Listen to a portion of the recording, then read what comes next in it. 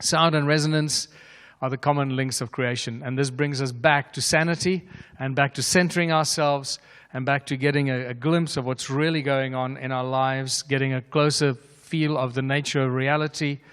And it's the common links of creation. We live in an electromagnetic universe. This is what we are told, where everything spins and vibrates. The electromagnetic universe is actually a subtle deception. You'll understand as we go why I say this. It's a very subtle deception, a very important subtle deception, because it's not the electromagnetic universe that we live in. It's the magneto-electric universe that we live in. And just twisting those two around would have given us a very different perception while we grow up about the world that we live in and the universe and this reality of us, if we don't think of it as the electromagnetic but the magneto-electric. Huge consciousness shift in growing up with that kind of thinking. Everything has its own specific frequency, as we mentioned before. Prime resonance frequency. Everything vibrates at its own frequency. That's how we can manipulate things with frequency and sound and resonance. All comes to the same thing when you start breaking it down. Sound and resonance are also the common links of all creation.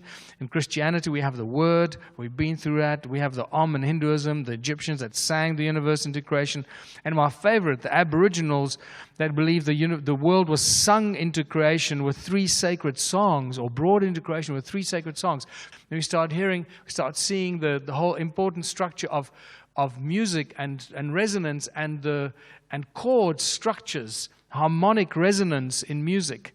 We get the 6 days of creation very obviously become visible in sacred geometry.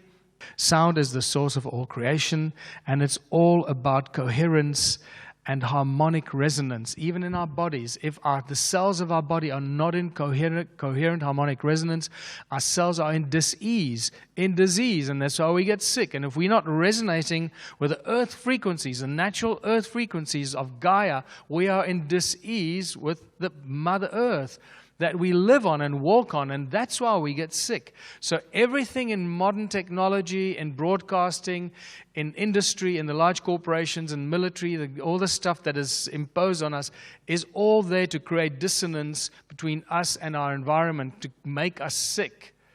And we need to be cognizant of this and conscious of this. This is not a conspiracy theory. This is everywhere around us. Everything that we touch that's been given to us by the big electronics companies causes dissonance and dis-ease that make us sick on levels that we can't even begin to imagine. From mind control to making us do things that we normally wouldn't do. Obviously, Hans Jenny's beautiful documentary called Cymatics in the 60s will show you exactly how sound is pretty much behind everything in creation. So please go and look at this on YouTube. It's available free of charge. We've already looked at sound manifesting in physical form. This is the quickest and easiest way for us to comprehend, once again, how this untouchable, invisible thing called sound can manifest in physical form. That little thing on the metal plate, with the sand on the metal plate on that video. That's just probably the quickest way for us to say, okay, sound can manifest physical shapes. Okay, I get it. I've seen it on the metal plate. And sound also inspired religious symbols, because the guys that created the religious symbols know all this stuff. Remember, religious movements were created to create division among humanity. So these guys knew all this stuff, and they know they're all connected to the ancient bloodlines. They will talk about and everything else that they did and how they've been manipulating humanity in every possible way. So in some of these beautiful images of the cymatic patterns, when you drill into it, you get that perfect cross in a circle of the source of the sound. And that's it. The source of the sound is this beautiful cross in a circle, and this is why most of the religious movements have the cross in a circle as their symbol, recognizing that the source of everything in creation is sound, the sound of the Creator. And sound and resonance, that does everything you can imagine. Right? Creates light, levitates, boils water, creates DNA. Sound heals and destroys pathogens, moves beyond the speed of light. I'll explain that. And we have hypersound and laser and Saser technology, not laser, sound lasers, Saser. Sound makes things invisible, energizes the water we drink, so the water actually heals us, and it also energizes the air that we breathe so that we can actually survive from the air that we breathe. Otherwise, we would not survive from the air that we breathe. If it wasn't for sound. And very importantly, sound is the precursor to electromagnetism, not the other way around. Sound causes electromagnetism. This is a big one for us to come to terms with. Ancient civilizations understood all this, and they used sound and frequency as a source of energy in every possible way. They used sound and frequency to control and manipulate humanity, and they used cone-shaped tools to do this. This is a key thing here. You can clearly see the cone-shaped tools, and this is a repetitive theme all the time, and the pineal gland, and also, by the look of it, the DNA, that is obviously the code that creates the pineal gland in our anatomy eventually. And sound and frequency. Notice the magnetic wrist watch here. And I'm giving the game away here because I'm telling you what that is. There is a cone. This guy's holding a cone in his hand, very important cone-shaped tool that he's doing some function with. And there's another cone here on his arm. At first you think, oh, it's just an artistic interpretation of the guy's muscle. No, it's a cone. It's a perfect cone that feeds into this magnetic wristwatch. And you'll know why that's a magnetic wristwatch very soon. And the same kind of control through using frequency and sound and magnetism and electromagnetism that was used in ancient times, the all-seeing eye of Horus, it's still being used by the broadcast companies today. You know, it's encoded in their logos. It's everywhere around us, but we're just too blind to see it. Sound as a tool and technology, very important. Sound creates light. Even this, you attach a LED light to a speaker, and you put a speaker in a noisy place, you light the little LED up. That's spectacular. So it works both ways, light and sound.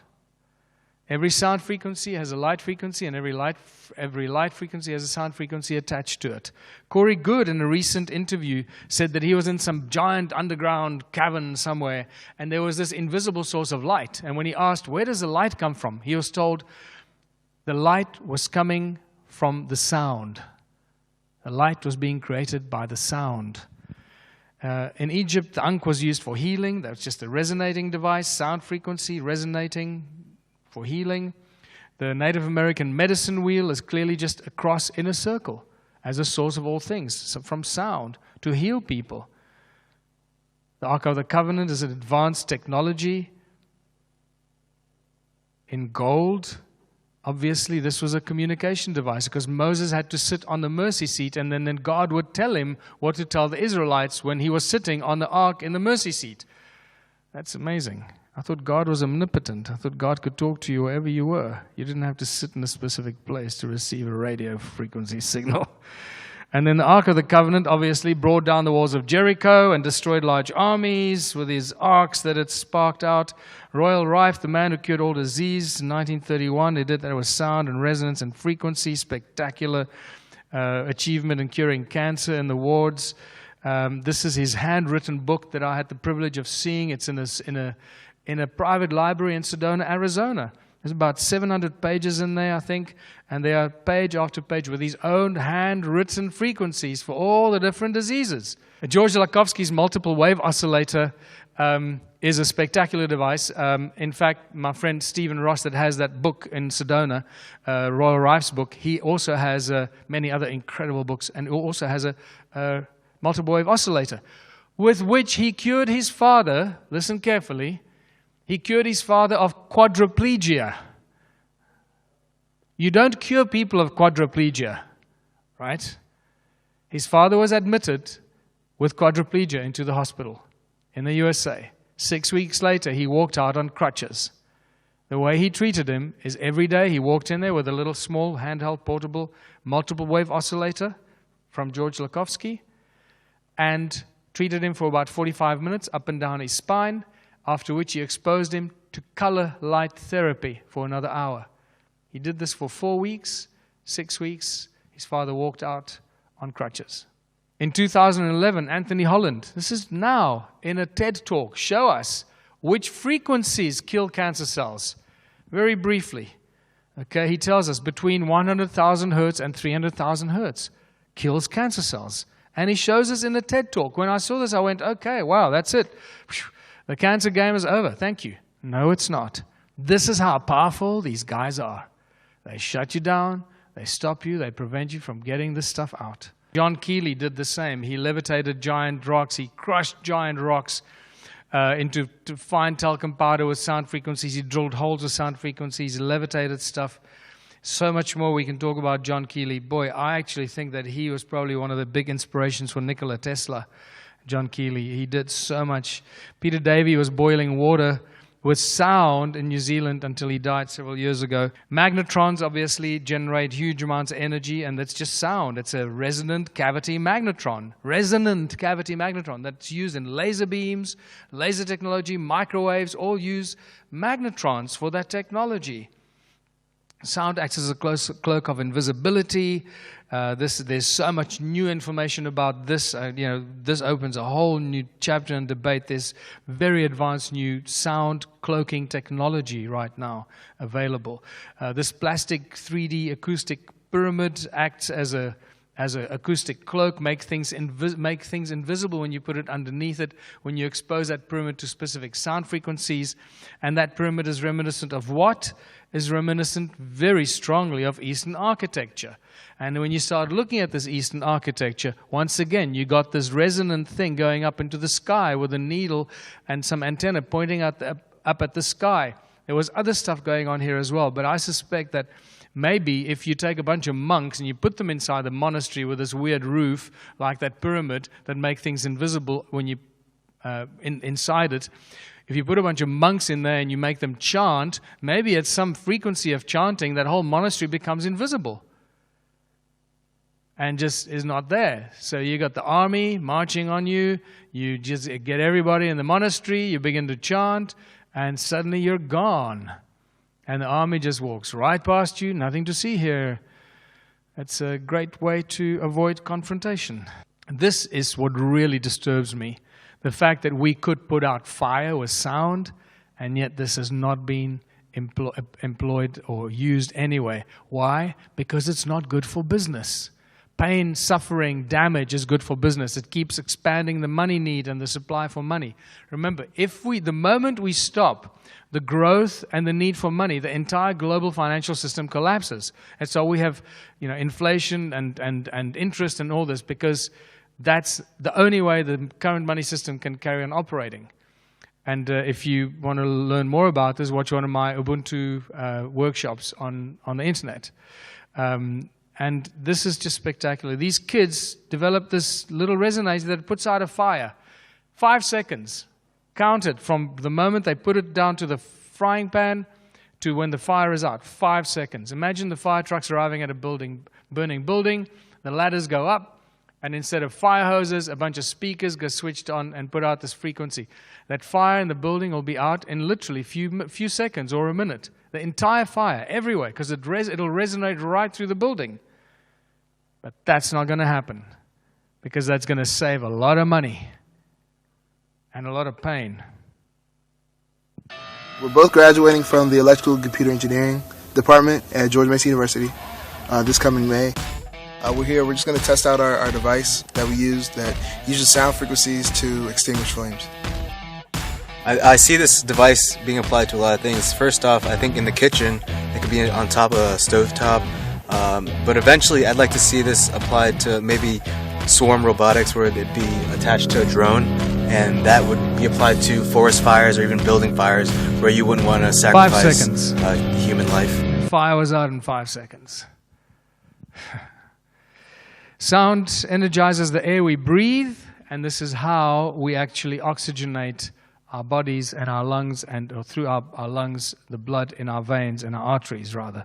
Because as you breathe, the air that you breathe makes a bloody noise, and it goes into your lungs, and it goes into the smaller and smaller orifices as it moves into your lungs. So it speeds up and speeds up and speeds up, and it goes higher and higher and creates these frequencies.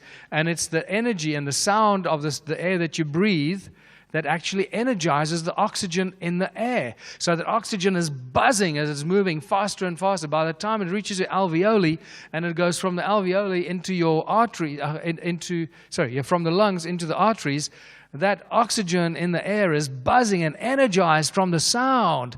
And that's when it goes into your blood and it's used in the blood and it's stripped of the vibrating energy. And when it's stripped of the vibrating energy, you breathe it out again. And it just repeats that cycle. And that's how we energize the oxygen that we breathe. That don't teach you this at medical school. This never ever gets discussed at medical school because they actually don't know this. I think they don't even know this. In 2011, Luc Montagnier spontaneously generated DNA by exposing a tube of water to certain sound frequencies that had the frequencies of a DNA in it and constituted DNA in an empty test tube. If you can create DNA in an empty test tube with sound, sound is the ultimate source of free energy. Nikola Tesla knew this. And I believe that this is how he constructed his energy device, because he knew that the earth ringed like a bell. He talks about it. He tapped into the sound of the earth, just like the guys that built the stone circles tapped into the sound of the earth. And he used that. He could transmit that and use that whichever way he wanted. So, sound, unlimited source of energy, and pretty much if you want to find free energy, and anyone working on free energy technology, if they're not working with sound, they're probably barking up the wrong tree. And again, there's a lot more that I can discuss with you on that front and that level. It's just a little hint. If you're working in that area, try and work with sound and magnetics, and the combination with magnetics and sound. It gets really interesting. Magnets create sound. We all know how speakers work, right? And how speaker magnets work, and the flow of energy either from an electronic source from the plug and creates the moving sound, or vice versa. The moving sound actually moves a magnet and creates an electronic thing going the other way. It works both ways. So sound and magnetism are inextricably connected. Sound creates magnetic fields, and moving magnetic fields create electricity. And therefore, we live in a magneto-electric universe, not an electromagnetic universe. And in there is that subtle deception I was talking about. And that brings me to the particle physics agenda. Sound and magnetism effects in nature. It's all around us. You see how sound is responsible for pretty much all the shapes. And once you watch Hans Jenny Cymatics documentary, you realize how spectacular that is. When you put a ferrolens cell over a speaker magnet, we see something magic. Loads of tiny little cones facing the center. Does it remind you of something? Yes, it reminds me of this guy's wristwatch. Okay? Bingo. There you got it. Somehow these guys were using magnetics and sound and cone technology with magnets and cone there. You can't separate them. And this is the technology they used to manipulate humanity and many other things. And this is where I bring you to the tools and artifacts in my museum that I've been collecting from the ancient ruins in southern Africa, giving us a very clear indication that these ancient people were using this technology. Toroidal stones, torus stones, with cone-shaped tools to do all this amazing stuff that our archaeologists are still telling us that the stone toruses and cones, our archaeologists are still telling us that these stones were made by people in the Stone Age